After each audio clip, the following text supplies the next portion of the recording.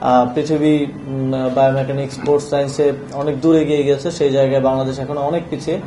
আমাদের ক্রিকেট ফুটবলের প্লেয়ারদের দেখা যায় যে কোনো ধরনের ইনজুরি কিংবা উন্নত মানের চিকিৎসা নিতে দেশের বাইরে যেতে হচ্ছে। আমরা সেটা ইনবিল্ট আমাদের সেই সক্ষমতা বৃদ্ধি করতে চাই। সেই জায়গা থেকে বাংলাদেশ স্পোর্টস ইনস্টিটিউট গঠনের উদ্যোগ, আমরা আন্তর্জাতিক মানের একটা স্পোর্টস ইনস্টিটিউট গঠন করতে যাচ্ছি।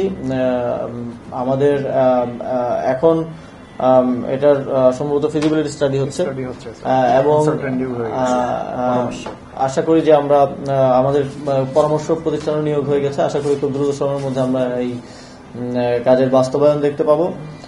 রাঙামাটিতে বিকেএসপির একটি আঞ্চলিক শাখা প্রতিষ্ঠার কাজ চলছে। আপনারা জানেন যে আমাদের রিসেন্ট টাইমে পার্বত্য জেলাগুলো থেকে অনেক জাতীয় আন্তর্জাতিক মানের খেলোয়াড় উঠে আসছেন। আমাদের নারী ফুটবল টিমের কথা বলেন কিংবা পুরুষ ফুটবল টিম এবং অন্যান্য খেলা তো আমরা দেখেছি যে তারা ভালো করছেন।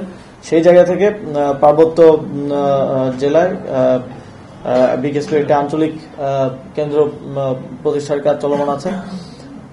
আমরা অনেক সময় শুনেছি যে এবং দেখেছি যে ক্রীড়া ক্ষেত্রে নারী এবং পুরুষদের বেতন কাঠামোয় অনেক বেশি বৈষম্য আমরা প্রত্যক্ষ করেছি। সেই জন্য যুব ক্রীড়া মন্ত্রণালয়ের উদ্যোগে আমরা ফেডারেশনগুলোকে সেই বিভাজনটা যত বেশি সম্ভব কমিয়ে আনা যায় সেই জন্য নির্দেশনা দিয়েছি। ইতিমধ্যেই আপনারা জানেন বাংলাদেশ ক্রিকেট বোর্ড নারী ক্রিকেটারদের ভাতা এবং ট্যুর ফি পুরুষ ক্রিকেটারদের সমান করেছে এবং সম্ভবত 35% বেতন বৃদ্ধি করেছে নারী ক্রিকেটারদের। এবং একই সাথে বাফুফেকেও আমরা আমাদের পক্ষ থেকে পরামর্শ দিয়েছি যে নারী ফুটবলারদের স্যালারি বৃদ্ধি করার জন্য আমরা আমাদের দিক থেকে বলেছি যে অন্তত সেটা দ্বিগুণ হওয়া উচিত। বর্তমান যেই স্যালারি আছে সেটা যদি প্রত্যক্ষ করা হয় সেদিক থেকে, এবং এটার জন্য বাফুফেকে আমরা আর্থিক সহযোগিতা দেওয়ারও উদ্যোগ